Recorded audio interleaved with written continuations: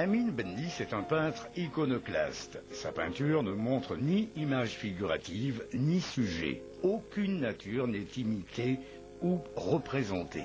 Sa création picturale est composée d'un ensemble de figures géométriques, polyformes, amplifiées par des nuances colorées intenses et remarquables, précise Mohamed Brada, passionné d'art.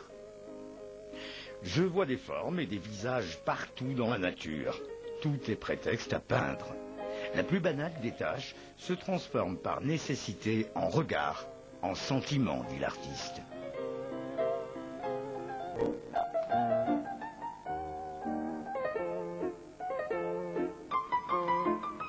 Le travail d'Amin Bennis, il me fait un peu rêver dans le mouvement Cobra. Je ne le nie pas, qui est un mouvement qui a été créé en 1945 par des grands artistes et des penseurs intellectuels qui ont réussi à s'attaquer à d'autres écoles qui existaient en Europe et qui sont des très grands artistes dont j'en connais, Alechinsky, Corneille, tas d'autres artistes de ce mouvement-là. Ce n'est pas une peinture morte, c'est une peinture vivante. Quand vous achetez une peinture, vous la mettez au mur, il faut qu'elle vit, cette peinture. Elle faut pas...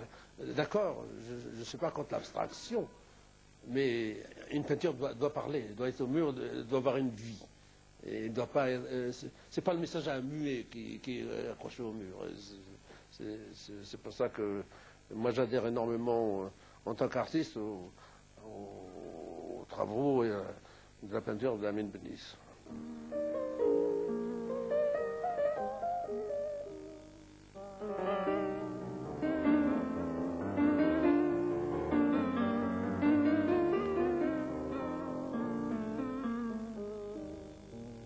Sa peinture n'est pas de la peinture figurative comme on l'entend, ni une représentation fidèle de la nature, telle qu'ils l'ont fait un certain nombre de peintres qui nous ont précédés. C'est pour cela qu'il est différent. D'abord, il n'est pas un peintre ordinaire. C'est un peintre qui nous pousse à nous interroger sur les objectifs qu'il s'est assigné lui-même à travers sa peinture, à savoir s'interroger sur notre monde, un monde déstructuré, un monde complexe. Nous le vivons en ce moment, nous vivons actuellement une grande inquiétude, une grande fracture quelque part, une déstructuration quelque part, que ce soit de l'économie, de notre époque, de l'homme. Eh bien, sa peinture, à mon sens, elle représente exactement les interrogations de notre époque et même de devenir de l'homme. Le plus dur, c'est d'achever une toile. C'est pas de la commencer, c'est même pas d'avoir l'idée.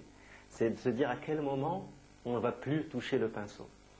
Je pense que un artiste a toujours envie de retoucher sa toile. En tout cas, pour moi, je suis un éternel insatisfait. Donc, il est rare pour moi de dire, bon, cette toile achevée, je ne rajouterai rien. Des fois presque qu'on me force d'arrêter parce que moi, je vois des détails que d'autres ne voient pas et que peut-être ne changerait pas grand-chose. À un moment, il faut arrêter et passer à autre chose.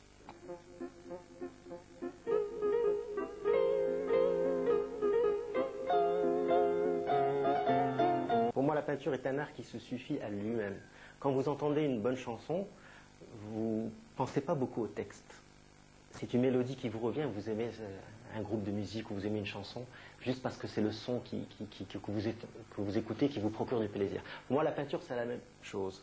Maintenant, c'est clair que ce qu'on peint est un reflet de notre sentiment intérieur. Mais en tout cas, d'un point de vue, disons, conscient, on n'est pas là à dire « Ah, je vais exprimer quelque chose, je vais essayer de faire quelque chose ». Non, on laisse l'intérieur de soi s'exprimer. La peinture, c'est beaucoup d'inconscient qui se met sur la toile. Donc, du moment où on fait appel à l'inconscient, on ne peut pas verbaliser et dire « c'est ça que j'ai voulu faire ». Après, il y a des critiques d'art, des gens qui essayent de connaître votre parcours. C'est pour ça qu'il est intéressant de connaître le peintre aussi bien que l'œuvre, pour essayer de lier un peu le parcours du peintre avec sa création.